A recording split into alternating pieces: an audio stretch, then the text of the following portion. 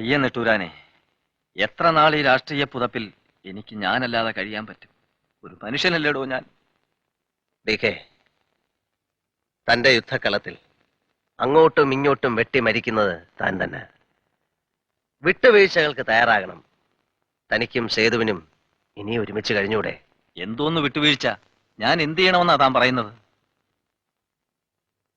എന്റെ ഭാര്യയെ സേതുന്ന് വിളിച്ചപ്പോ എന്തോന്ന് വിളി കേൾക്കുന്നതിനു പകരം മിനിസ്റ്റർ സേതുലക്ഷ്മി എന്നോ സഖാവ് സേതുലക്ഷ്മി എന്നോ വിളിക്കണമെന്ന അഹങ്കാരമാണ് അവൾ എന്റെ മുഖത്ത് വലിച്ചെറിഞ്ഞത്. അത് പറയരുത്. ഒരു കമ്മിറ്റി കൂടുമ്പോഴത്. താനൊരു കാര്യം മനസ്സിലാക്കണം DK. താനും സേതുലക്ഷ്മിയും പാർട്ടിയിലെ 2 സീനിയർ സഹാക്കളാണ്. പാർട്ടി എടുത്തു തന്ന മാലയിട്ടാണ് നിങ്ങൾ ഭാര്യയും ഭർത്താവുമായത്. അതെ, പാർട്ടി എടുത്തു തന്നേ ഉള്ളൂ. മാലയിട്ട് സ്വീകരിച്ചത് ഞാനാ. പൂമാലയിട്ട് സ്വീകരിച്ചതിന്റെ പേരിൽ പൂക്കടക്കാരന്റെ സ്വന്തം ആവോടോ ഭാര്യ? എന്റെ ഭാര്യ ആയിരിക്കണം. താൻ ഭാഗ്യവാനാടോ.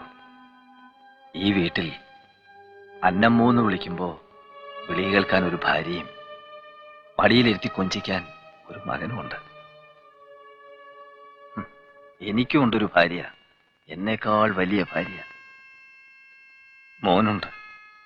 അവന്റെ അപ്പനായി അവനെ കൊഞ്ചിക്കാൻ എനിക്ക് കഴിയുന്നില്ലടോ. അക്കാര്യത്തിൽ ഞാൻ ഭാഗ്യവാനാണോ DK. എന്നെ സ്നേഹിക്കാൻ ഒരു ഭാര്യയും എനിക്ക് താലോലിക്കാൻ ഒരു കുഞ്ഞും ഈ വീട്ടിലുണ്ട്. അവർക്ക് കഴിയാൻ ഞാൻ കഷ്ടപ്പെട്ടുണ്ടാക്കിയ കാശും. പക്ഷെ എന്റെ ദുഃഖം തനിക്കറിയാമോ DK? എന്റെ അന്നമ്മയെ സ്നേഹിക്കുന്ന പോലെ ഞാൻ എന്റെ പാർട്ടിയെ സ്നേഹിച്ചു.